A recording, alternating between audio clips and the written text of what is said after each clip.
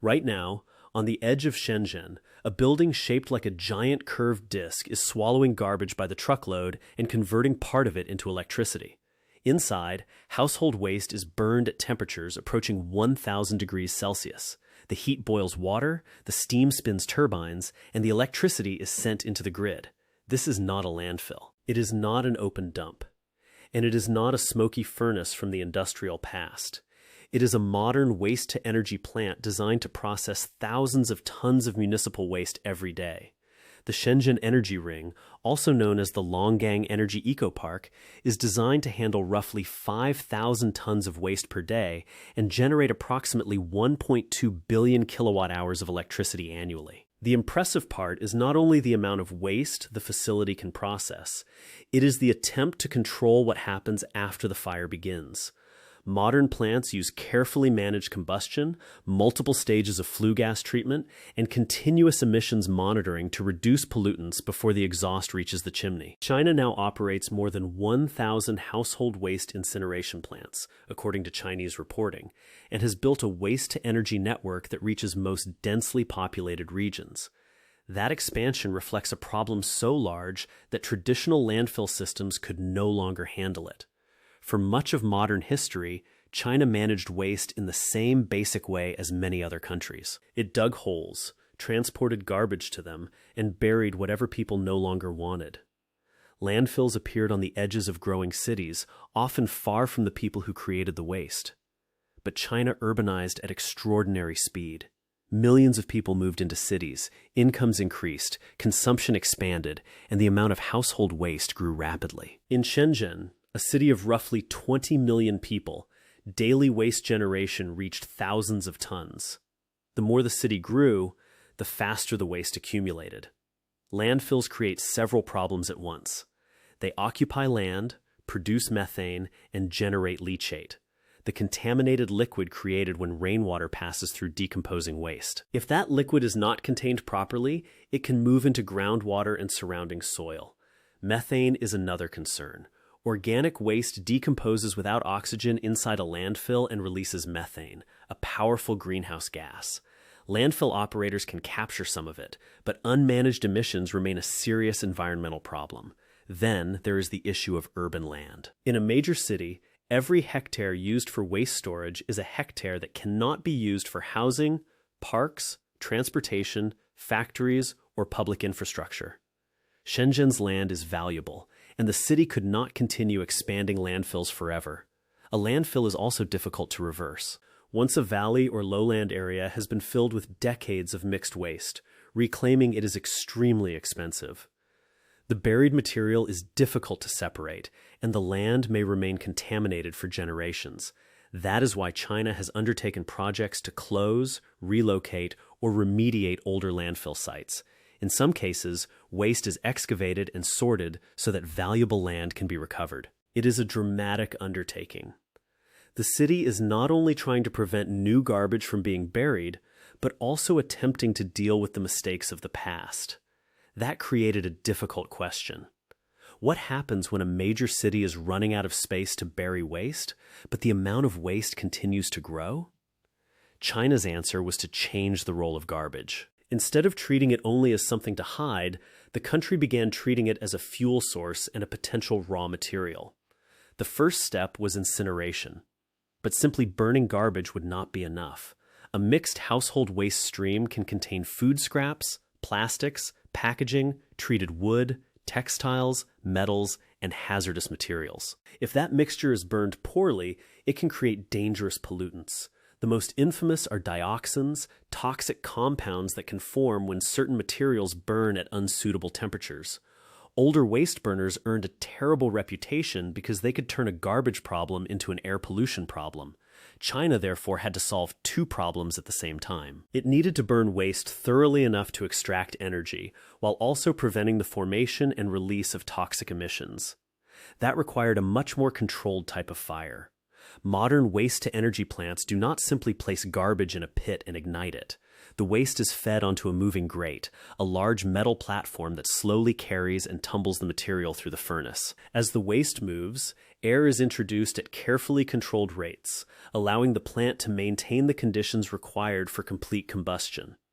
The goal is to expose as much of the material as possible to the flame and prevent partially burned waste from leaving the furnace. The furnace temperature is maintained at a level high enough to break down organic compounds and produce a stable burn. Temperature control matters because dioxins can form during the cooling process as well as during combustion. A plant must therefore control not only how hot the furnace becomes, but also how quickly the exhaust gases pass through the temperature range where harmful compounds can reform. That is why the fire, the airflow, and the exhaust system operate as one coordinated process. The second layer is flue gas treatment. After combustion, the exhaust passes through a series of systems designed to remove particles and neutralize pollutants. Filters capture fine, particulate matter. Chemical scrubbers reduce acidic gases. Activated carbon and other materials can capture certain heavy metals and organic compounds. The third layer is real-time monitoring.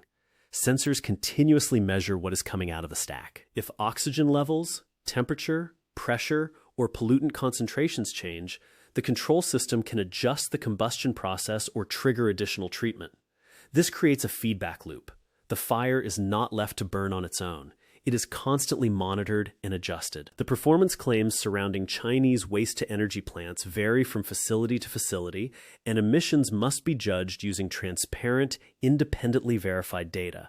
But the engineering principle is clear. Better combustion and better pollution control can allow a plant to recover more energy while reducing the pollutants associated with incomplete burning. A modern waste-to-energy plant is essentially a power station whose fuel happens to be garbage. The heat from the furnace turns water into high-pressure steam. The steam flows through a turbine, the turbine spins a generator, and electricity enters the grid. The waste that once required money to transport and bury can now produce a measurable amount of energy. Some facilities also recover heat for industrial users or district heating. Instead of releasing all the thermal energy through a cooling system, the plant can send hot water or steam to nearby factories, buildings, or heating networks. This is the central idea behind waste to energy. Extract as much value as possible before the remaining ash is disposed of. But the scale of China's build-out is what makes the system unusual. The country has moved from operating a limited number of incinerators to creating a nationwide network. Daily capacity has expanded rapidly, and the facilities now process enormous volumes of household waste. One report described the combined capacity as more than 1.1 million tons of waste per day. That is enough material to fill hundreds of Olympic-sized swimming pools every day, although comparisons of this kind should be treated as visual illustrations rather than precise engineering measurements. Shenzhen's large waste-to-energy facilities demonstrate how the system fits into a megacity. The city's East Shenzhen Environmental Protection Power Generation Project was designed with several incineration lines and a daily treatment capacity of about 5,100 tons. The newer Shenzhen Energy Ring takes the concept further architecturally. Rather than hiding the facility behind a conventional industrial wall, the building uses a large circular form with a roof designed to host solar panels. The plant can therefore generate electricity from two different sources: sunlight above the building and waste inside it. The facility was also designed with public access in mind. Visitors can see how garbage is delivered, processed, burned, and converted into electricity.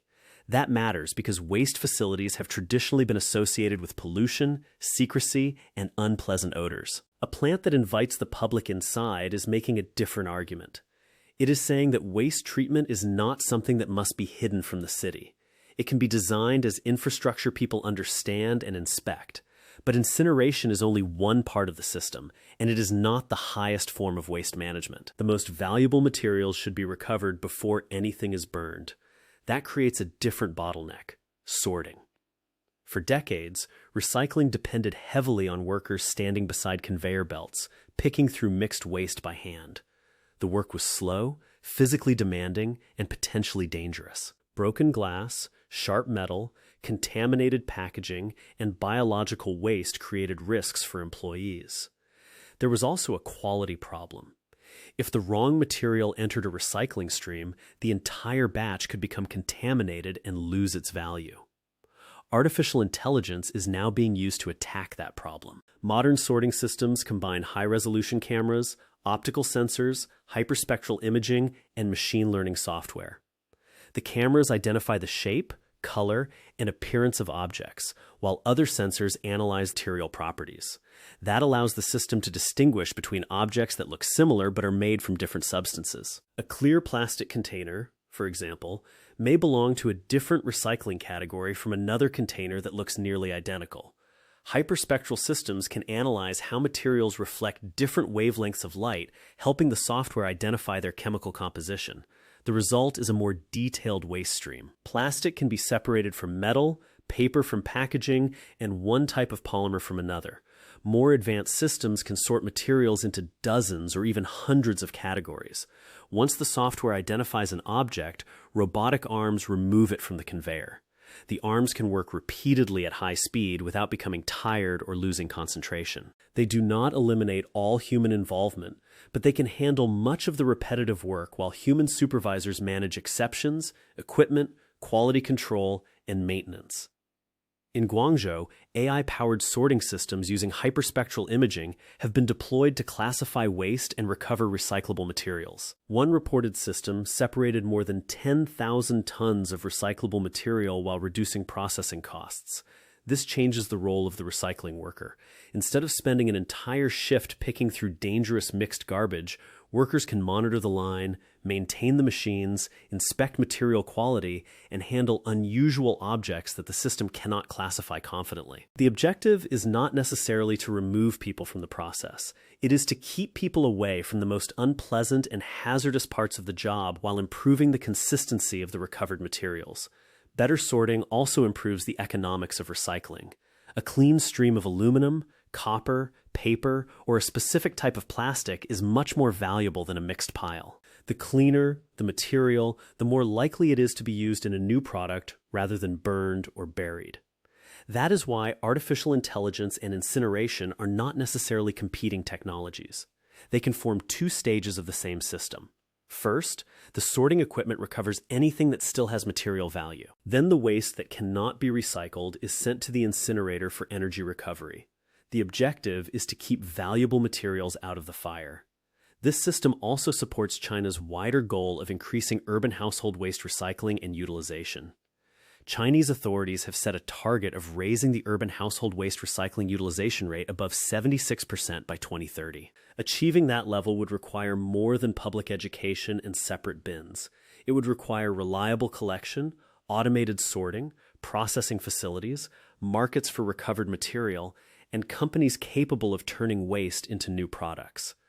The next category is especially important because it contains some of the most valuable materials on Earth: electronic waste and used batteries. This is where the idea of urban mining begins. For centuries, metals such as copper, gold, cobalt, nickel, and lithium were extracted from mountains and underground deposits.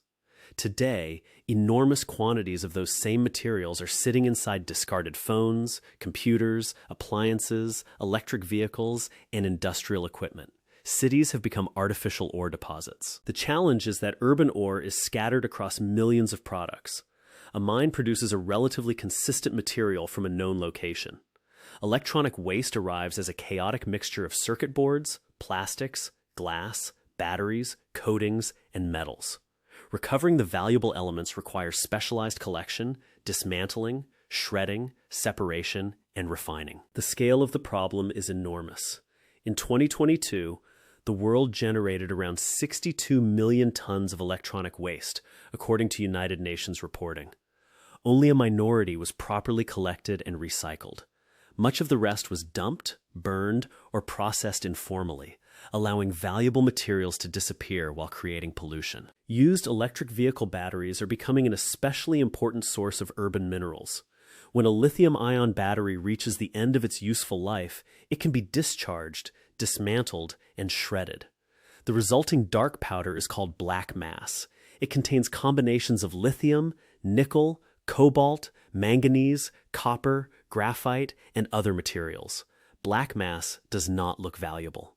It resembles ordinary industrial dust, but chemically, it can contain the raw materials needed to manufacture new batteries. For China, battery recycling is not only an environmental issue, it is also a strategic one.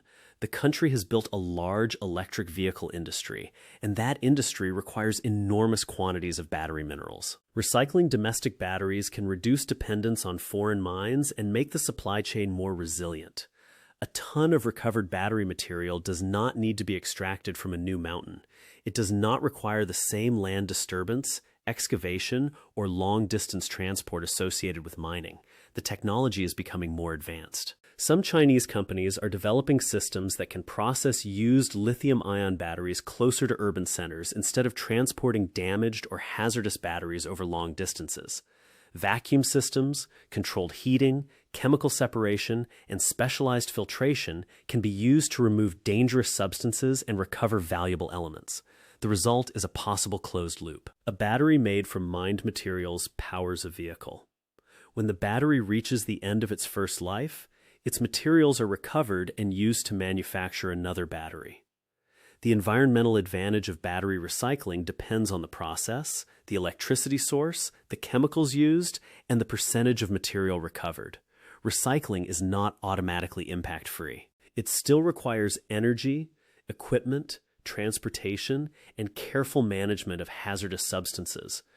But studies have found that producing battery-grade materials from used batteries can reduce environmental impacts compared with extracting and refining new materials. Researchers have also demonstrated that cathode materials regenerated from recycled black mass can achieve purity above 99% and perform similarly to materials made from newly mined resources.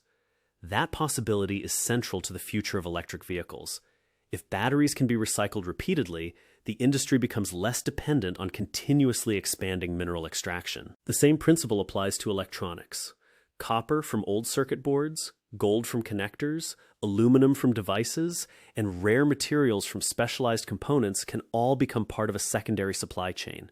This is why the phrase urban mining is more than a metaphor. A city's waste contains concentrated materials that were originally removed from the earth, refined, manufactured into products, and distributed across millions of homes. Recovering them means mining what has already been processed. China is building systems that combine all of these approaches. Waste that can be reused is separated. Materials that can be recycled are recovered. Organic waste can be processed through composting or anaerobic digestion. Batteries and electronics go to specialized facilities. Only the true residual waste is sent to the incinerator. That is the ideal structure. But the real system is more complicated, and this is where the hype needs to be examined carefully. The first problem is that incineration should not be confused with recycling. The preferred order of waste management is generally to reduce consumption, reuse products, recycle materials, and only then recover energy from what remains. When a plastic bottle is burned for electricity, the bottle is gone. The energy may be recovered, but the material cannot be turned into another bottle. Incineration can be better than uncontrolled dumping, but it should not become an excuse to avoid reducing waste or improving recycling. The second issue is overcapacity. Incineration plants are expensive to build, and once constructed, they require a steady supply of waste.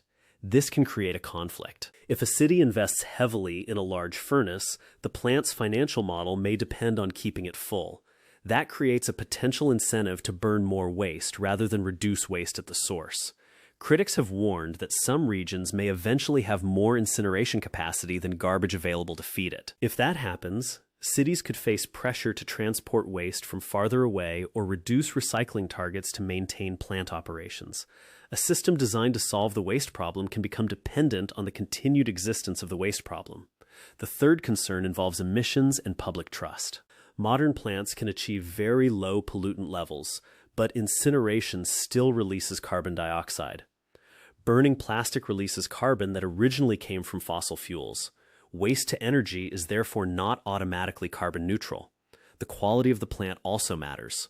A well-designed facility with excellent controls is very different from an older or poorly managed incinerator. Public confidence depends on transparent emissions data, independent inspections, reliable enforcement, and clear communication with residents.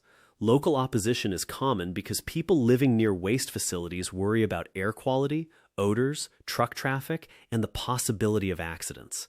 Those concerns cannot be dismissed simply because a facility has modern equipment. There is also an environmental justice question. If waste facilities are concentrated in lower-income communities, the people receiving the pollution risk may not be the people who consume the products creating the waste. The fourth challenge involves recycling itself. AI sorting is powerful, but it is not perfect. Waste streams change constantly. Packaging may contain multiple materials bonded together. Food contamination can make paper or plastic difficult to process. Batteries arrive in different shapes and chemistries. Some products are designed in ways that make dismantling expensive. Battery recycling faces an additional timing problem. Companies have built processing capacity in anticipation of a large wave of used electric vehicle batteries. But many electric vehicles sold in recent years are still on the road. The largest volume of end-of-life batteries may not arrive for several more years. That means some recycling plants could operate below capacity while they wait for enough feedstock. The industry has to plan for a future waste stream that has not fully arrived yet. None of these problems erase the achievement. They simply show that waste technology is a set of tools, not a single solution. A clean incinerator cannot replace waste reduction. An AI sorting robot cannot create a market for every recovered plastic. A battery recycling plant cannot solve poor collection systems. The most ambitious goal is therefore not to build more disposal facilities. It is to redesign the city's relationship with waste. China calls this idea the zero waste city. The phrase does not mean that cities will produce absolutely no waste. That is unrealistic. People will continue to consume food, packaging, electronics, clothing, and manufactured goods. The goal is to minimize waste, maximize reuse and recycling, and ensure that the remaining material is treated safely. China has expanded pilot programs aimed at creating hundreds of zero-waste cities, each experimenting with different systems for collection, sorting, recycling, composting, energy recovery, and industrial reuse. This approach recognizes that no single machine can solve the problem. The incinerator handles residual waste. AI systems recover valuable materials. Composting processes organic matter. Battery recyclers recover strategic metals. Product designers reduce packaging and improve recyclability. Each part catches what the others miss. The strongest version of the system begins before the waste is created. Products are designed to use fewer materials, last longer, and be easier to repair or disassemble. Consumers are encouraged to separate waste. Collection networks keep recyclable materials from becoming contaminated. Sorting facilities divide the material into usable streams. Manufacturers then purchase the recovered materials and use them to produce new products. The closer the system gets to a closed loop, the less it depends on landfills and raw material extraction. China is also exporting parts of this system. Chinese companies have participated in waste-to-energy projects across Asia, Africa, Europe, Oceania, South America, and North America. One report counted 79 overseas projects involving Chinese companies by May 2025. That export strategy is significant because waste management is a universal problem. Every growing city produces garbage. Many countries lack enough landfill capacity, electricity infrastructure, or recycling facilities. A waste-to-energy plant can appear attractive because it addresses two problems simultaneously. It reduces the volume of waste while producing power. Chinese companies can provide engineering, construction, equipment, financing, and long-term operation. That makes the technology easier for developing countries to adopt. But exporting waste infrastructure also exports the same debates. A new incinerator may reduce open dumping, but it can also create a long-term dependence on waste combustion. A recycling system may recover materials, but it can also generate data and commercial relationships that tie a city to foreign suppliers. The choice is therefore not simply between technology and no technology. It is between different waste management models, each with different environmental, financial, and political consequences. For a city facing an immediate landfill crisis, incineration may be a practical improvement. For a city trying to reduce its carbon emissions, waste reduction and recycling may deserve priority. For a country building an electric vehicle industry, battery recycling may be strategically essential. The best system will likely combine all of them. Shenzhen offers a useful example of how that combination can look. The city has expanded household waste incineration capacity while developing large facilities that generate electricity and use modern emissions controls. The Longgang Energy Eco Park is designed to process about 5,000 tons of waste per day and produce electricity for the grid. But that facility should not be understood as the final destination. It is one component in a broader system that must also reduce the amount of waste sent to it. A truly successful waste strategy would make incinerators less necessary over time, not more necessary. The plants should handle residual waste while recycling rates increase and product design improves. That is the contradiction at the center of the story. The more successful China becomes at building waste-to-energy plants, the more important it becomes to prevent those plants from creating a permanent appetite for garbage. Technology can turn waste into electricity, but it cannot turn excessive consumption into sustainability by itself. The same applies to urban mining.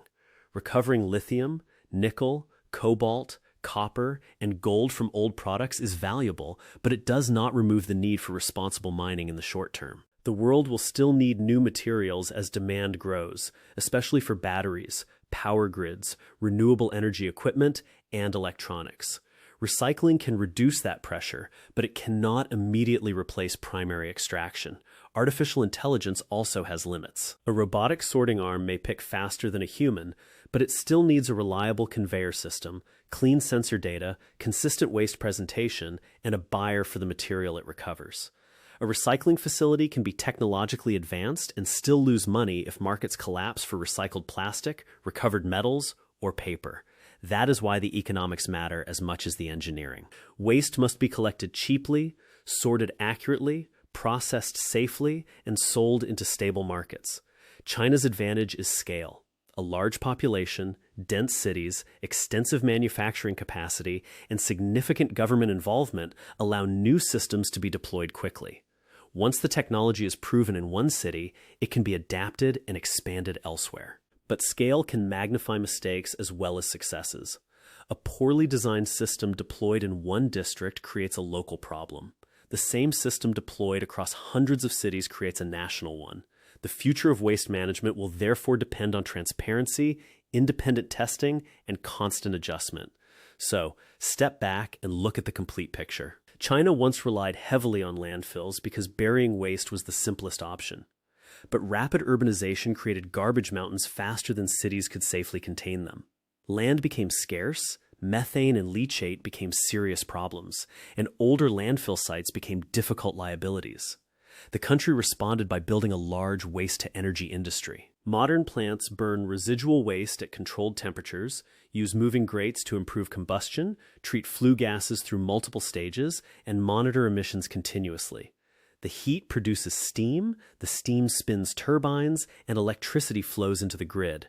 At facilities such as Shenzhen's energy ring, the building itself has become part of the public argument. It is not designed only as a hidden industrial facility. It combines waste treatment, power generation, solar panels, public education, and urban architecture. The plant processes approximately 5,000 tons of waste daily and generates electricity for the surrounding system.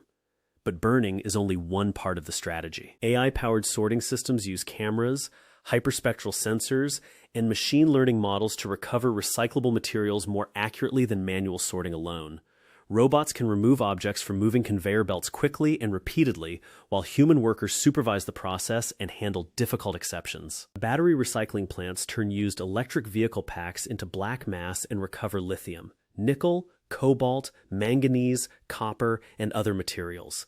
Electronic waste facilities mine discarded devices for metals that once came from the ground. This is the circular economy idea in practical form. The products of one industrial cycle become the raw materials of the next. But the system is not perfect. Incineration remains lower on the waste hierarchy than reduction, reuse, and recycling. Burning plastic produces carbon dioxide. Large furnaces need a continuous supply of waste and can create incentives that work against waste reduction. Recycling systems still face contamination, inconsistent feedstock, uncertain markets, and the coming challenge of processing millions of used electric vehicle batteries. The correct conclusion is not that China has solved waste forever. It has built a powerful set of tools for managing a problem that was previously handled by burying it and hoping nobody looked too closely. The success of those tools will depend on how they are used. If incinerators handle only genuine residual waste, they can reduce landfill use and recover useful energy. If AI sorting removes valuable materials before combustion, more of the waste can return to the economy.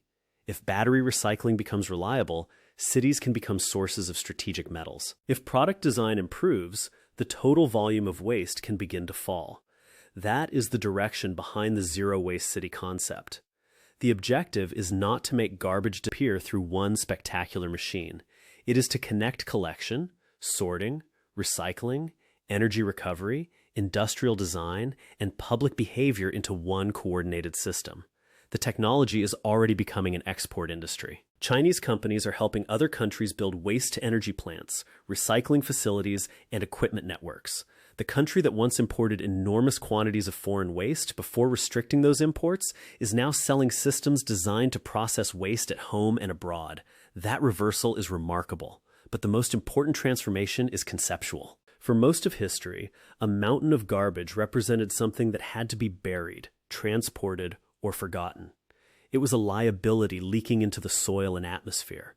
China is attempting to redefine that mountain as several things at once: a power source, a supply of recyclable materials, a deposit of valuable metals, and a data problem that can be managed through automation. The mountain is still there. It has not vanished, but its meaning has changed. The real question is whether the country can reduce the amount of waste it produces while extracting more value from what remains. That will determine whether this is genuinely circular technology or simply a more sophisticated way to dispose of a growing volume of rubbish.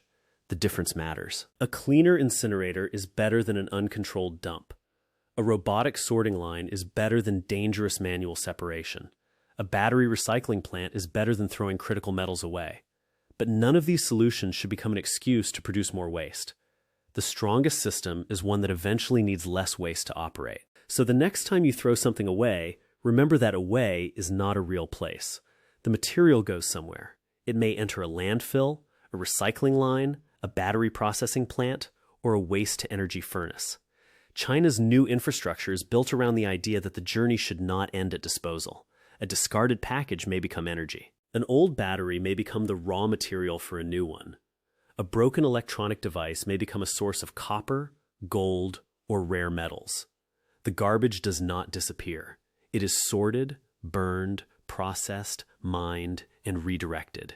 And if the system works as intended, the mountain of waste that once threatened to overwhelm the city becomes something far more useful. A source of power, materials, and information hiding in plain sight.